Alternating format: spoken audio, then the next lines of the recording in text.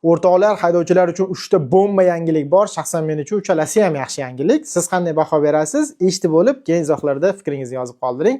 Birinchisi moped va skuter haydovchilari uchun bo'ladi. Hukumat jamoatchilikning keskin tanqidlaridan keyin ularni taklifini qabul qildi. Ya'ni 2026-yil 1-yanvardan boshlab moped va skuterlar uchun A1 degan kichik boshqa alohida kategoriyali haydovchilik guvohnomasi joriy qilinadi.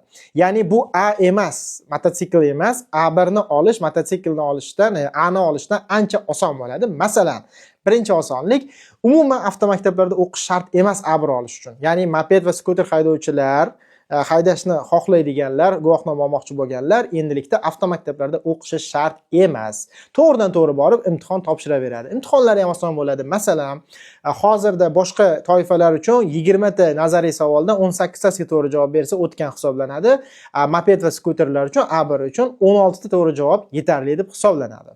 Bundan tashqari, endilikda kimdadir agarda shundoq ham A, B, C, D toifali haydovchilik guvohnomasi bo'lsa, ular A1 olishi shart emas. Ya'ni shunda o'tirib moped va skuter haydab ketaveradi. Albatta bularning barchasi moped va skuter orqali tirikchilik qilayotgan yurtdoshlarimizga zo'r yangilik bo'ladi deb o'ylayman. Ikkinchi yangiligimiz bu A va B toifaga o'qish bo'yicha, ya'ni endilikda A va B toifaga haydovchilik guvohnomasi olish uchun siz avtomaktablarda nazariy qismni o'qishingiz shart emas, bekor bo'ldi bu.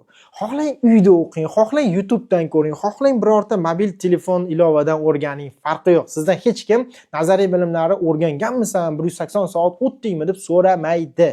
Faqatgina bitta narsa majburiy bo'lyapti, bu 20 soatlik amaliy mashg'ulotni o'tish avtomaktablarda. Va bundan tashqari yana zo'r joyi bor. Avval agar bilsanglar, hozir toki guruh to'lmagungacha darslarni boshlashmaydi va har bir guruhni GAIdan borib ro'yxatga o'tkazib keladi. Mana shu ham yo'qolyapti. Endi har bir guruhni GAIdan borib ro'yxatga o'tkazish, guruh to'lishini kutish ham shart emas. Masalan, siz bugun bordingiz, amaliy mashg'ulotni boshlamoqchisiz, bugundan darslarni boshlayverasiz va 20 soat darsni, amaliy darsni agarda tez o'zlashtirsangiz va o'zi yoki sizda shundoq ham tajriba bo'lsa haydash uchun, siz imtihonga 1-2 kunda ana boring uzog'i bilan 1 haftada bemalol imtihonga kirib ketaverasiz. Oldingidek 4-5 oy o'qib falon million pul yo'qotish shart emas. Bu ham yaxshi yangilik. Ushbu o'zgarish 2026-yil 1-fevraldan kuchga kiradi. Uchinchi yangilik bu 2026-yil 1-apreldan kuchga kiradigani, ya'ni endilikda jarima ballari bor edi-ku. Faqat GAI to'xtatsagina yozilar edi. Ana endi 2026-yil 1-apreldan boshlab foto, video fiksatsiya orqali aniqlangan qoidabuzarliklar uchun ham jarima ballari yoziladi. Ana endi istaganimcha pulini to'layman, xohlaganimcha qoidani buzsam bo'ladi degan tushuncha o'z-o'zidan yo'qoladi, xudo xolasa, va tartibga keladi degan umiddaman yo'llarimiz. Bunda bitta joyi bor. Kimga yozadi jarimani degan savol doim ochiq qolardi. Ya'ni bu taklifni ko'p berilgan, jamoatchilik ham ko'p so'ragan, foto, video ham jarima ballari yozsin degan.